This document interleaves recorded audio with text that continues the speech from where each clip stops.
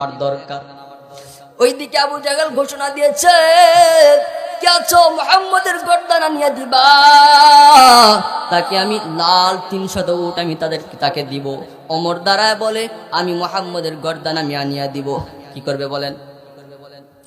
আমি নবীর গর্দান আনার জন্য যাব। ওমরকে যখন অস্ত্র দেওয়া হলো, ওমর রাদিয়াল্লাহু তাআলা আনহু আমার নবীর গর্দান আনার জন্য যখন যাইতেছিল, হঠাৎ পথের মধ্যে এক লোকের সঙ্গে দেখা হয়ে গেল। ওই লোক ডাক দিয়ে কয়, রে ওমর, কোথায় যাও? ওমর ডাক দিয়ে কয়, আমি নবীর মুহাম্মদের গর্দান আনার জন্য যাই। ওই লোক ডাক দিয়ে কয়, মুহাম্মদ কি তোমার নিজের কেউ হয় নাকি, তোমার আত্মীয় নাকি? ওমর ডাক দিয়ে কয়, না না, মুহাম্মদ আমার কোনো আত্মীয় না, কেউ আমার না। ওই লোক ডাক দেয় কয়, তুমি মুহাম্মাদের গর্দান তুমি পরে এনো, যাও তোমার বোন আর তোমার ভগ্নিপতির তুমি আগে খবর নাও। তোমার বোন আর ভগ্নিপতি ইসলাম ধর্ম গ্রহণ করেছে। এই কথা শোনার পর ওমরের মেজাজ গরম হয়ে গেল, মাথা গরম। ওমর এবার নবীর গর্দান আনা বাদ দিয়া, নবীর কাছে যাওয়া বাদ দিয়া ওমর তার বোনের বাড়িতে যখন চলে গেল, বোনের বাড়িতে যাওয়ার পর বোনের বাড়ির ঘরের দরজার মধ্যে দেখতেছে দরজা বন্ধ। ওই দরজার বন্ধ ঘরের মধ্যে আড়ালের মধ্যে খাব্বাব রাদিয়াল্লাহু তাআলা আনহু তার বোন আর ভগ্নিপতিকে কোরআন তেলাওয়াত শিখাইতে বলেন সুবহানাল্লাহ। ওই সময় ওমর যাওয়ার পর দরজার মধ্যে যখন নক করলেন, এর জয়পুরহাটের মুসলমান। নক করার পর তার বোন খোলে না, তার বোন বুঝতে পেরে গেছে যে ওমর এসেছে।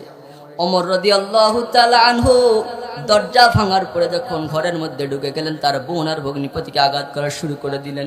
খাব্বাব রাদিয়াল্লাহু তাআলা আনহু লুকায় গেলেন, খাব্বাব রাদিয়াল্লাহু তাআলা আনহু লুকায় গেলেন। হঠাৎ করে ওমর রাদিয়াল্লাহু তাআলা আনহু তার বোনকে মারতে মারতে এক পর্যায়ে ওমর রাদিয়াল্লাহু তাআলা আনহুর একটা মায়া লেগে গেল, নিজেরই তো রক্তেরই, ঠিক না? তার বোনকে দেখিয়া মায়া লেগে গেল। বোনকে ডাক দিয়ে কয়, ও বোন, তোরা কেন মুহাম্মদের দলের মধ্যে চলে গেলি? মুহাম্মদের দলের মধ্যে কি আছে আমাকে একটু দে, তোরা কোন কিতাবটা তোরা তেলাওয়াত করিস আমাকে একটু দে, আমি ওমরও একটু সেটা পড়তে চাই। সুবহানাল্লাহ বলেন। তার বোন আর ভগ্নিপতি ডাক দেয়া কয়, ওমর, এই কিতাবটা তো এমন একটা কিতাব, লা ইয়ামাসসুহু ইল্লাল মুতাহহারুন, পাক পবিত্র না হওয়া পর্যন্ত এই কিতাবটা নাড়া যাবে না রে ওমর। ও ওমর, যাও, তুমি তো নাপাক, যাও যাও, তুমি আগে গোসল করে আসো। ওমর রাদিয়াল্লাহু তাআলা আনহু যখন গোসল করে আসলেন, গোসল করে আসার পর ওমর কোরআনুল কারীমের আয়াতগুলো যখন পড়তেছিল, আর ওমরের চোখ দিয়ে টপ টপ করে পানি পড়তেছিল, কারণ ওমর একটু আরবি গ্রামার একটু ভালো জানতো। অর্থগুলো ওমর রাদিয়াল্লাহু তাআলা আনহু বুঝতে পেরে গেলেন। হযরতে ওমর ডাক দিয়ে কয়, ও বোন, তোমরা কার হাতে কালেমা ধর্ম গ্রহণ করেছো? চলো চলো, আমাকে একটু তার কাছে একটু নিয়ে যাও। সুবহানাল্লাহ বলেন।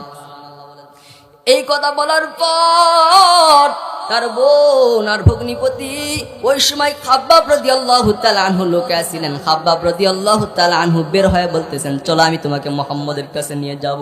আমার নবীর কাছে যখন যাই, ওই তরবারি নিয়ে যখন আমার নবীর কাছে যাইতেছিল, আমার নবী দারুল আরকানের মধ্যে একটা ঘরের মধ্যে আমার নবী সাহাবায়ে কেরামদেরকে দার্স দিতেছিলেন। ওই সময় কিছু সাহাবী দেখতে পেরে গেলেন মুহাম্মদ নবী আমার নবীর উপর অত্যাচার করার জন্য ওমর রাদিয়াল্লাহু তাআলা আনহু অস্ত্র নিয়ে আসতেছে। সাহাবায়ে কেরাম দেখার পর আমার নবীকে ডাক দিয়ে কয়, ও নবী, ওমর বিন খাত্তাব আসতেছে আপনাকে মারার জন্য। নবী, যান যান, ও নবী আমার, আপনি পালায়া যান। নবী ডাক দিয়ে কয়, ও সাহাবায়ে কেরাম, ওমর আমাকে মারতে আস না, ওমর সে নিজেই মরার জন্য সে আসতেছে। এই বলিয়া আমার নবী যখন চুপ করে বসেছিলেন, ওই ওমর রাদিয়াল্লাহু তাআলা আনহু আসার পর ডাক দেয়া কই, নবী আপনার কোনো ভয় নাই, আপনার কোনো টেনশন নাই। ও নবী আমার, আমাকে কালেমা পড়ায়া দেন, আমি মুসলমান হতে চাই। বলেন লা ইলাহা ইল্লাল্লাহু মুহাম্মাদুর রাসূলুল্লাহ। লা ইলাহা লা ইলাহা, জোরে লা ইলাহা লা ইলাহা ইল্লাল্লাহু মুহাম্মাদুর রাসূলুল্লাহ।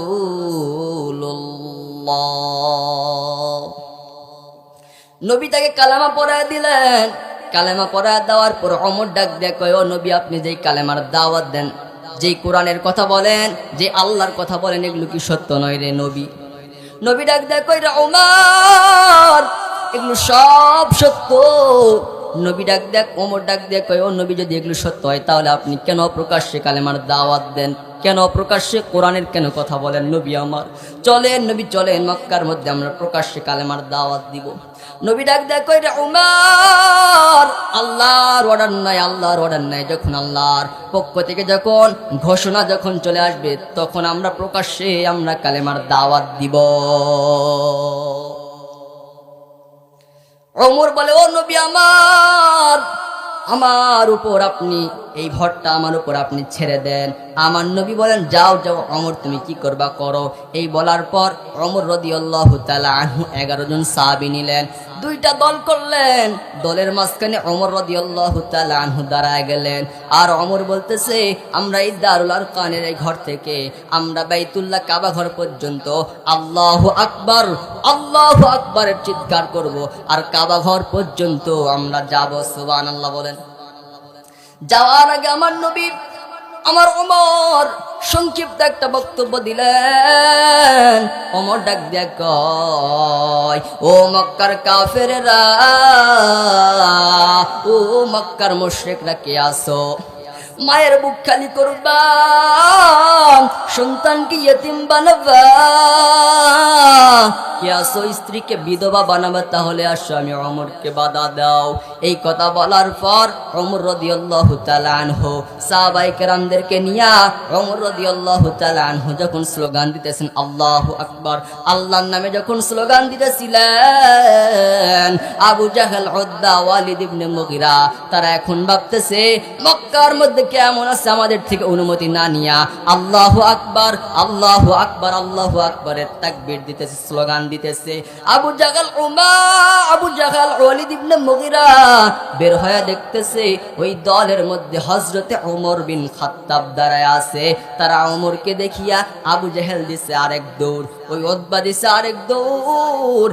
এই জন্য ইসলামের জন্য দুইটা ওমরের দরকার নাই, ইসলামের জন্য একটা ওমরই যথেষ্ট। কথা কোন ঠিক কিনা?